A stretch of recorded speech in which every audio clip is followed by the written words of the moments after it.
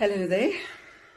Today I want to share a slightly different kind of message with you, in that I want to promote something that I'd like you to read. For the last couple of days, our bishop has been speaking about the fact that we need to always be aware of the truth, and we need to research the truth. People sometimes believe all kinds of nonsense that's out there, and if you don't know what the truth is, then you can't follow the truth. And he quoted this passage from Timothy, and I'm going to read it again from 2 Timothy 4. He says from 2 Timothy 4 verse 2, he says, "Preach the word and be prepared in season and out of season, correct, rebuke, and encourage with great patience and instruction. Because the time will come when people will not put up with sound doctrine. Instead, to suit their own desires, they will gather around them a great number of people to say what their itching ears want to hear. They will turn away from the truth and turn aside to myths."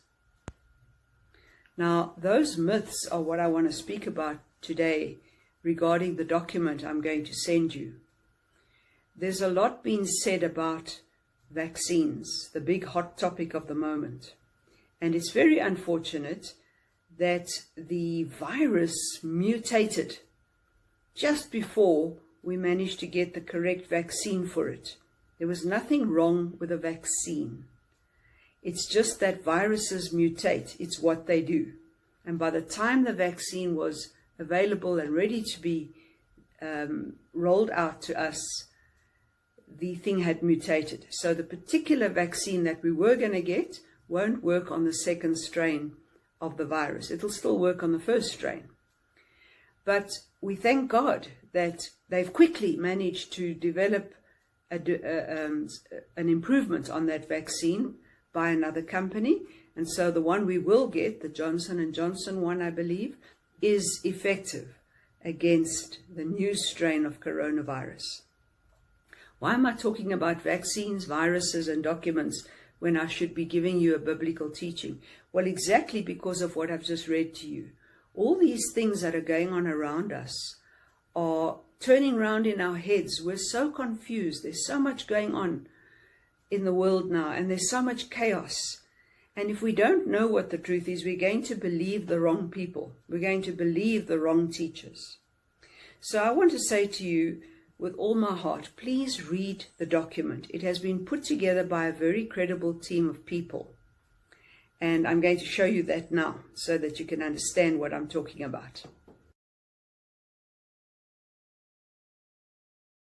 I'm just highlighting for you here who these people are that are affiliated to the South African Council of Churches. You may or may not recognize these names on this list, but I can assure you these are very credible people representing some of the highest leadership in the churches in South Africa at this time. They are known to many of us who are in the leadership of the church in South Africa, in our various denominations. We guarantee their authenticity. People have been praying that God would heal the world of coronavirus, and God heals us in different ways, including through science and medicine. Vaccines are the only hope we have, through God, of being healed from this virus, of getting rid of it. We need to be vaccinated, everybody, otherwise it won't work if only a few have it. The problem is that people are resisting the vaccines because of the myths and legends and nonsense that they have been influenced by. The most ridiculous allegations have been made about the vaccine containing a microchip with the mark of the beast. This is ignorance at its worst. There is no such thing, and it means people do not understand the scriptures at all. When you read the document, you will see that it explains very nicely that the mark of the beast in Revelation refers very specifically to a time period in the 1st century, and it was probably referring to the currency you had to use during Nero's time, when Nero demanded to be worshipped, and if you didn't use his currency and worship him, you couldn't purchase anything. Another baseless allegation is that 5G towers are causing the coronavirus. This is absolutely ridiculous. Without 5G and without constant development of technology, you would not be holding the cell phone in your hand, listening to and watching what you are now seeing. We need constant technological advancement. Don't burn down the towers. My parting shot: please get vaccinated.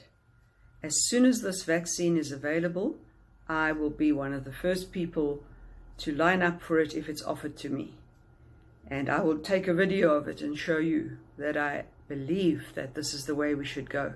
The church must cooperate at this time with all the scientific evidence and understand, Christians, God's people, understand that the vaccine is the best chance we've got now to fight this pandemic and for life to return to anything resembling normal again.